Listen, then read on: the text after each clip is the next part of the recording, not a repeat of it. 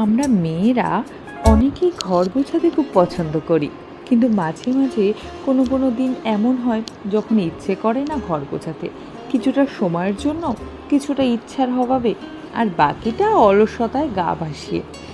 অলসতা কাটিয়ে উঠলেই হঠাৎ মনে পড়ে, ইমা, ঘরের যে বড্ড খারাপ অবস্থা। তখনই লেগে পড়ি ঘরটাকে সুন্দর পরিপাটি করে গুছিয়ে রাখতে। আজ তেমনই একটা দিন, যখন আমার ঘর গোছানোর মনটা জেগে উঠেছে।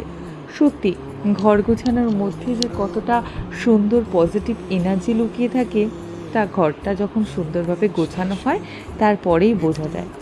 মনটা হঠাৎ করেই কেমন ভালো হয়ে যায়, চারিদিকটা যেন শুধু মনে হয় সুন্দর আর সুন্দর।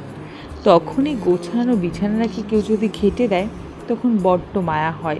গোছানো চাদরটা, সুন্দর করে সাজানো ড্রেসিং টেবিলটার ওপর, পরিপাটি করা জামা কাপড়গুলো, এই সব কিছুর ওপর বড্ড মায়া হয়। মনে হয় এই পৃথিবীতে সমস্ত বড় বড় দামি হোটেলের সেই রুমগুলোর থেকে এই ছোট্ট সুন্দর সাজানো গোছানো ঘরটা আমার কাছে স্বর্গ।